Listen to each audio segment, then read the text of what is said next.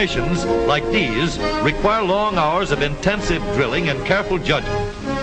When the troop goes around the corner, the riders on the outside of the turn have to adjust their speed to keep even with the riders on the inside. The man on the outside has to ride a lot farther and a lot faster in order to keep up with the parade. The outside wheels must spin faster than the wheels on the inside because they have a greater distance to travel in the same length of time. When a wagon turns a corner, the wheels can travel at different speeds because each one can turn freely on the axles. And in the early automobiles, the rear wheels turned separately and only one wheel was connected to the engine. But when only one wheel was driven by the engine, it had to do all the work, and it couldn't get a good enough grip on the road to do its job properly. So the one-wheel drive was soon out of date.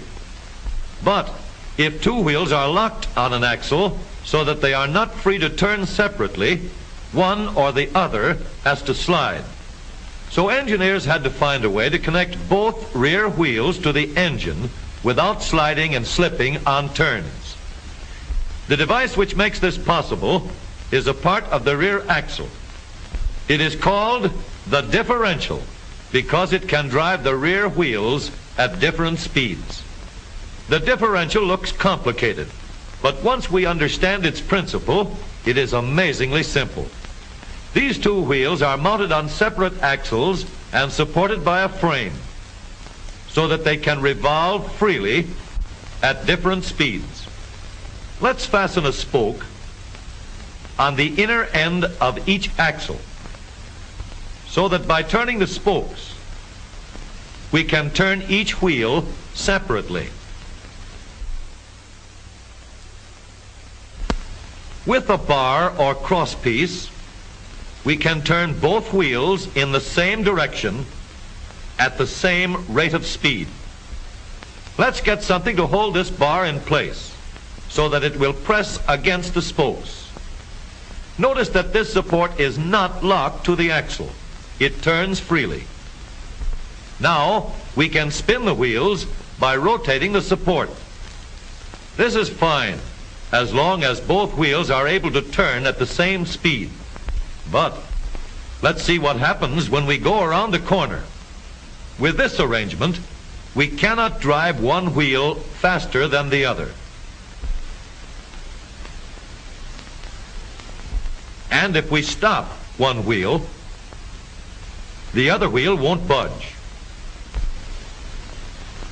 Let's put this bar on a pivot so that it can swing in either direction.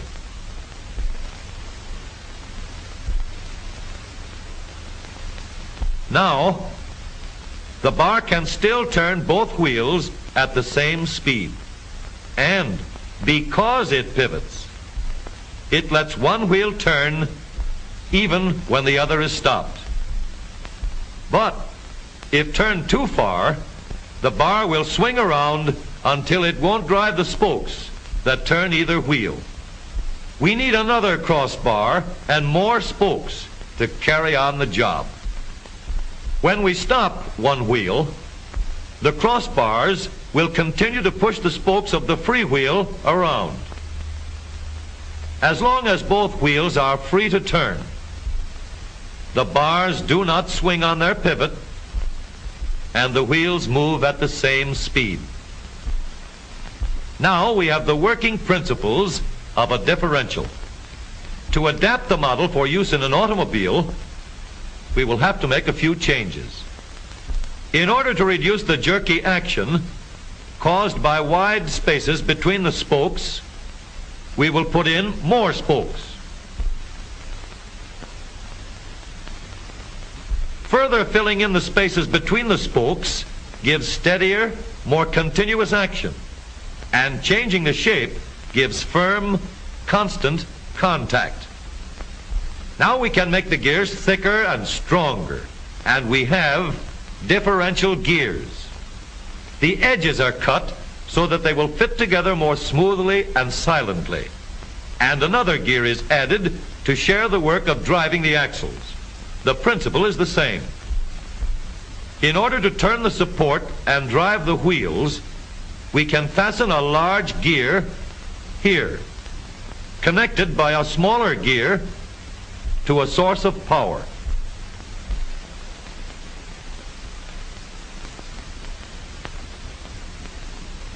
Notice that the power is connected to the differential at the center line.